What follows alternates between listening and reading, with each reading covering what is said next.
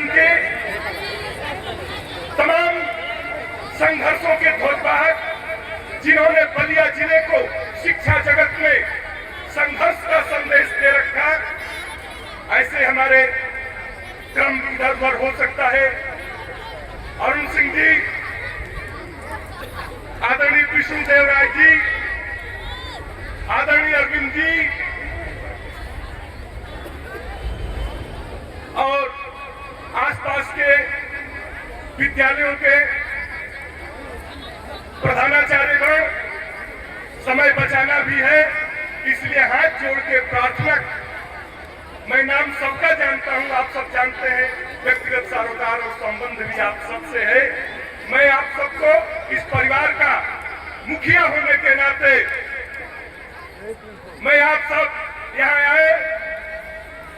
हार्दिक अभिवादन करता हूँ, आपको प्रणाम करता हूँ कि आप हमारे बच्चों के प्रोत्साहन के लिए यहाँ पधारे हैं। इस विद्यालय के पूर्व प्राचार्य हमारे गुरु पंडित ज्योति प्रकाश पांडे जी, हमारे सभी सहयोगी रहे शिक्षकगण और हमारे अति प्रिय छात्र छात्राओं, जब मैं यहाँ बोलने चला हूँ, निमंत्रण जब से मिला था, मैं जानता था कि मुझे भी कुछ कहना ही पड़ेगा, तो कई दिन से मैं तैयारी किया था विनोद जी कि मैं चल के ये कहूंगा, चल के वो कहूंगा, लेकिन जब बोलने की बारी आई है तो सबसे पहले तो कुछ अरुण सिंह जी ने कह दिया, जो कुछ बाकी बचा तो अरविंद राय जी ने कह दिया कि मैंने फूल खिलाया, उसको बड़ा काम करने का श्री राम प्रकाश जी ने काम किया है। आदरणीय विष्णुदेव राय जी ने सब कुछ आप सबने कह दिया है, कहने को कुछ बाकी नहीं है। मैं जो कहना चाहता हूं, यहाँ किसी ने ये मेरी ये सौरभ जी, शायद मुझे ठीक याद हो, स्मरण हो, तो कहा था जियो तो कैसे जियो। मैं कह नहीं पा रहा हूं। मैं जब यहाँ से आ रहा था और गुंजायमान तालियां स्वागत में गड़गड़ा रही थी, तो मैं समझ गया कि जियो तो ऐसे जियो,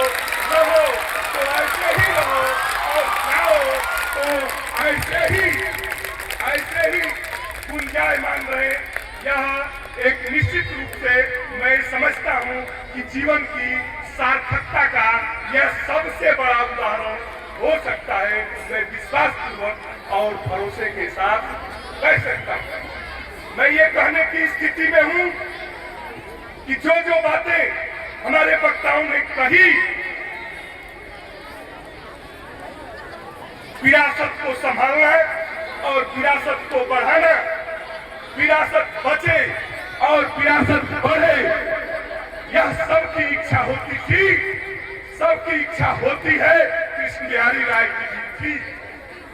मेरे मन में यह बात थी कि यह तप की भूमि है, नाथ बाबा की भूमि है, यह तपोस्थली है, त्याग की पराकाष्ठा करने की जरूरत है। उस पग चिन्ह पर चला था, तब बलिया के